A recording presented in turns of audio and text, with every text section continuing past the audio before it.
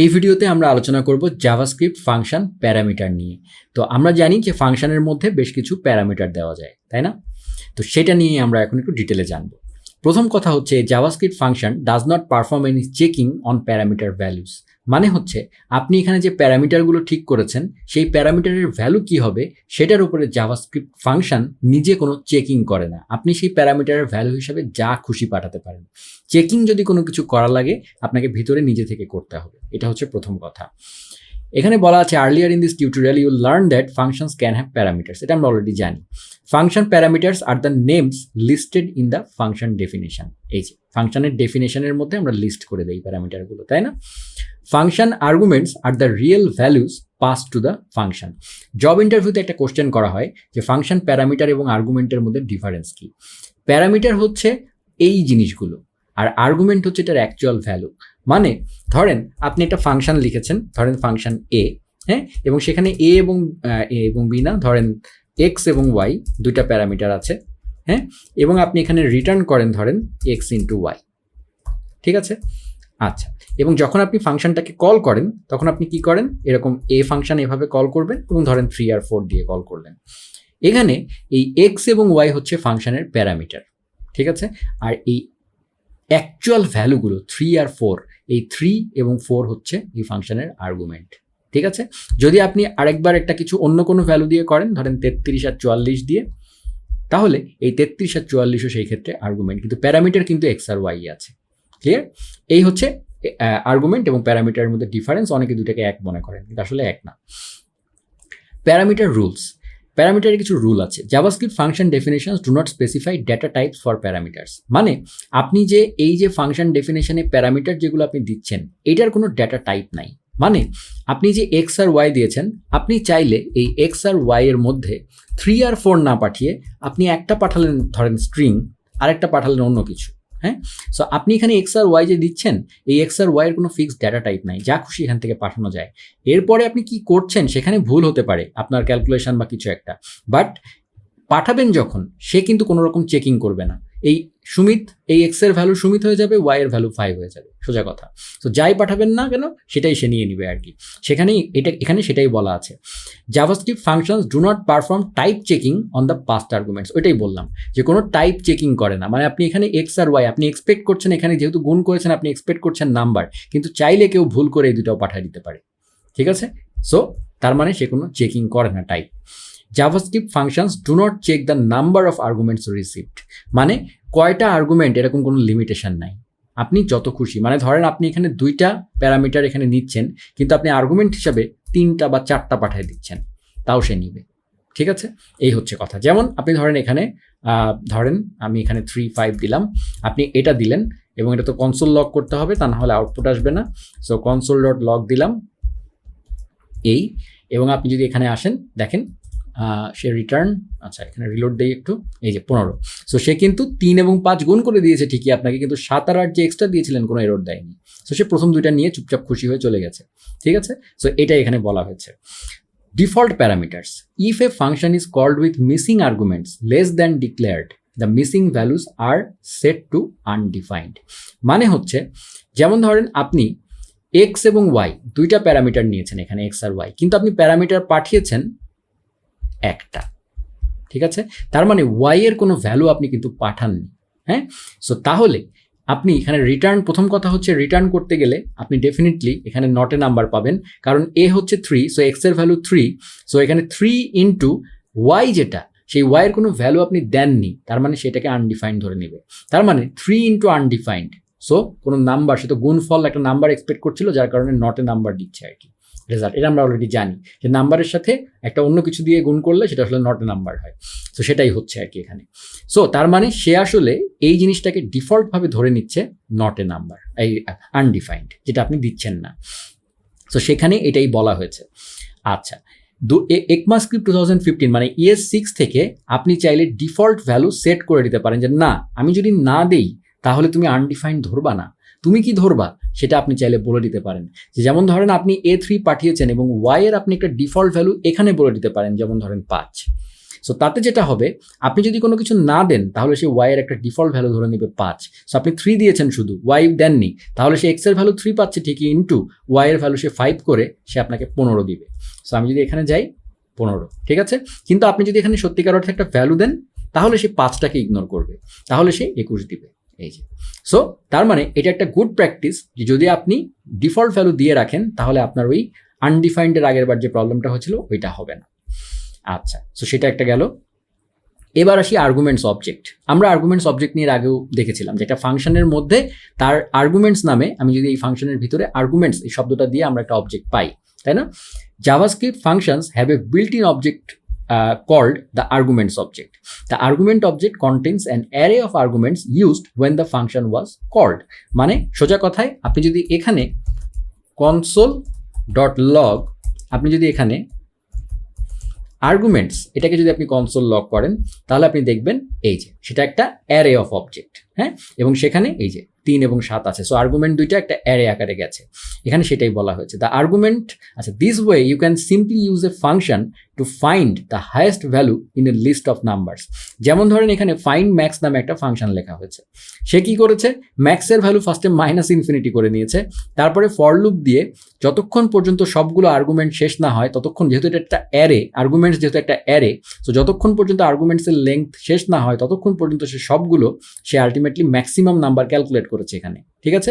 So calculate করে সেখান থেকে ম্যাক্সিমাম ভ্যালুটা দিয়ে দিয়েছে।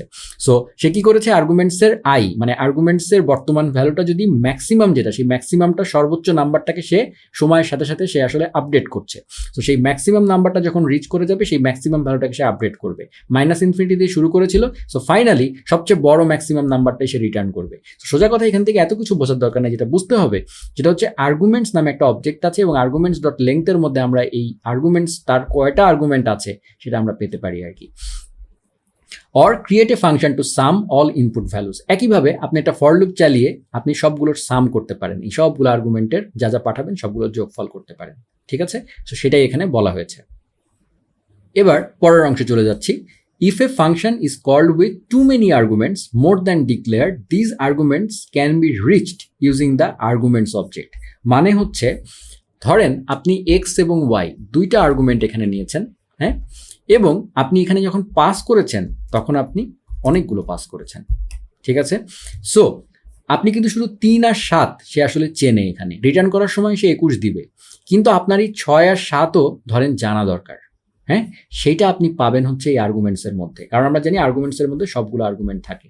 এই যে দেখেন 3 আর 7 আছে, তারপরে 6 আর 7 এখানে আছে। সো আপনি চাইলে আর্গুমেন্টস 2, হ্যাঁ, আর্গুমেন্টস অ্যারে 2 মানে 2 নাম্বার ইন্ডেক্স, সেখানে আপনি 6কে পাবেন, 3 নাম্বার ইন্ডেক্সে 7কে পাবেন, সেটাই এখানে বলা হয়েছে। Arguments are passed by value. The parameters in a function call are the function's arguments. হ্যাঁ, এটা তো আমরা অলরেডি জানি।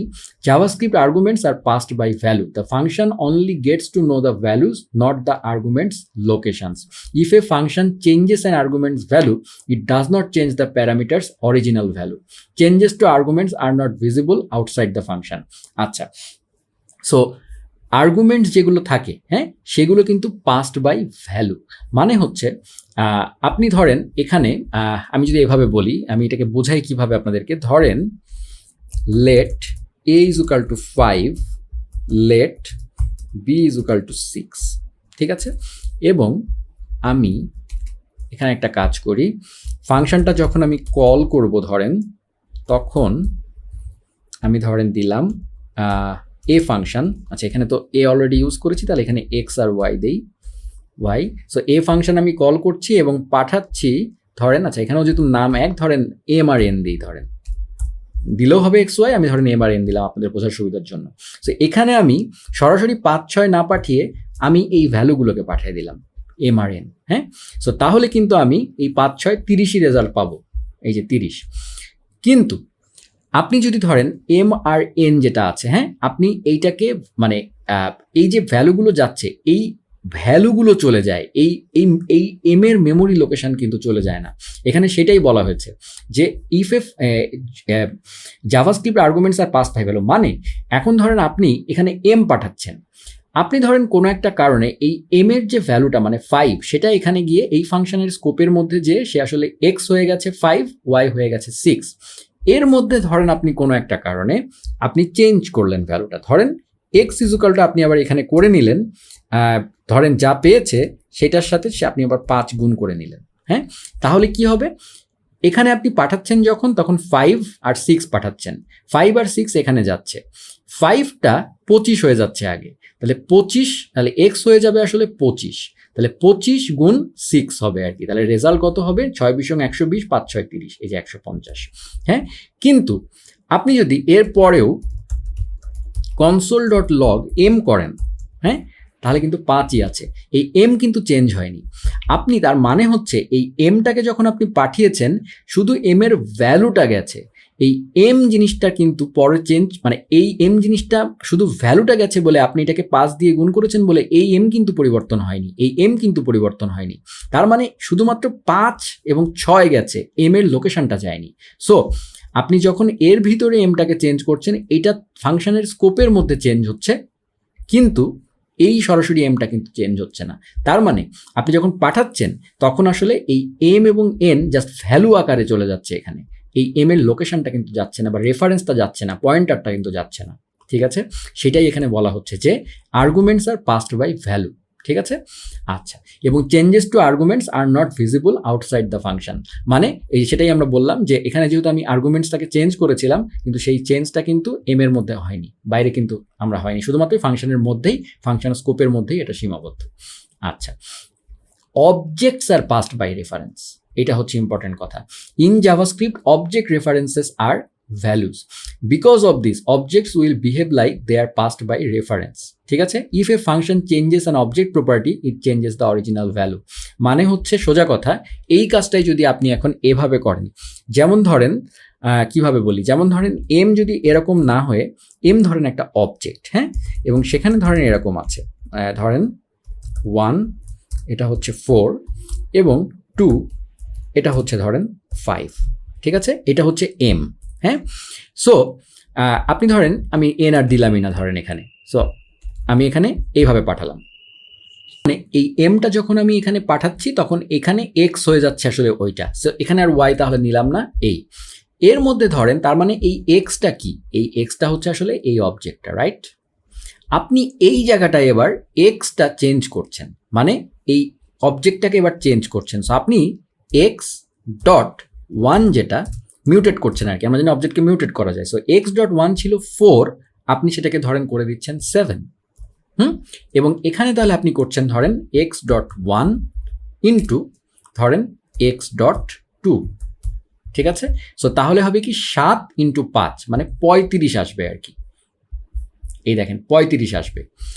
কিন্তু আপনি এখানে এক্স ডট ওয়ান চেঞ্জ করেছেন, এর পরের লাইনে দেখেন আপনি এম যখন প্রিন্ট করেছেন, দেখেন 1 মানে এই এম অবজেক্টটাও, মানে বাইরে যেটা ছিল সেই 1টাও কিন্তু দেখেন এখন 7 হয়ে গেছে। তার মানে আপনি চেঞ্জটা করেছিলেন এইখানে, কিন্তু এই এমেও ইম্প্যাক্ট পড়েছে, যেটা আগের বারে নর্মাল প্রিমিটিভ ভ্যালুতে হয়নি, অবজেক্টের ক্ষেত্রে সেটা হয়েছে। সো তার মানে হচ্ছে object are passed by reference, সেটাই বলছে। সো তার মানে যখন আপনি একটা অবজেক্ট পাঠাচ্ছেন প্যারামিটার আকারে, তখন যদি সেই অবজেক্টটাকে আপনি মিউটেট করেন এই ফাংশনের মধ্যে, তাহলে ওই অবজেক্টটা আলটিমেটলি বাইরেও চেঞ্জ হয়ে যাবে। তার মানে অবজেক্ট যখন আপনি পাঠাচ্ছেন তখন সেটা কিন্তু পাসড বাই রেফারেন্স, ভ্যালুটা ডাইরেক্ট না, ওইটা আসলে পয়েন্টারটা চলে যাচ্ছে। সো সেটাই এখানে বলা হয়েছে আর কি। ঠিক আছে, so changes to object properties are visible outside the function. হ্যাঁ, এই কনসেপ্টটা অত্যন্ত জরুরি। যখন আমরা নর্মাল প্রিমিটিভ এবং রেফারেন্স ভ্যালুর যে ডিফারেন্সটা, আমরা জানি অবজেক্ট অ্যারে এগুলো রেফারেন্স ভ্যালু, সো যখন আমরা কোনো একটা অবজেক্ট এভাবে লিখি, এর মানে হচ্ছে এই এমটা আসলে এই অবজেক্টের ভ্যালু না, এই এমটা হচ্ছে আসলে অবজেক্টের পয়েন্টার, সে যে মেমোরিতে যে জায়গাটায় আছে সেই জায়গাটার একটা অ্যারো পয়েন্টার আর কি। সো যখন আমি এমটাকে এখানে পাঠিয়ে দিচ্ছি, তার মানে পয়েন্টারটা যাচ্ছে, সেই পয়েন্টার ডট ওয়ান যখন করছেন তখন এই এক্স ডট ওয়ান এবং এম ডট ওয়ান একই জিনিসকে পয়েন্ট করছে। দ্যাটস ওয়াই আপনি যখন এক্স ডট ওয়ান করে এটাকে চেঞ্জ করে দিচ্ছেন, তখন আসলে এম ডট ওয়ানও চেঞ্জ হয়ে যাচ্ছে। ক্লিয়ার? সো এটাই বুঝতে হবে যে যখন আমরা অবজেক্টকে পাঠাই প্যারামিটার আকারে, তখন ভ্যালুর মতো ওই যেভাবে প্রিমিটিভ এবং রেফারেন্স ভ্যালু কাজ করে, একইভাবে ফাংশন প্যারামিটারের ক্ষেত্রেও তাই হয়। সো এই জিনিসটা মনে রাখবেন যে objects are passed by reference. ঠিক আছে? সো এইটাই এখানে বলা হয়েছে। সো এই জায়গাটায় আমরা অনেক গুরুত্বপূর্ণ কয়েকটা কনসেপ্ট জানলাম। এর পরের টিউটোরিয়ালে আমরা ফাংশন কল বা ফাংশন ইনভোকেশন এটা নিয়ে আলোচনা করব।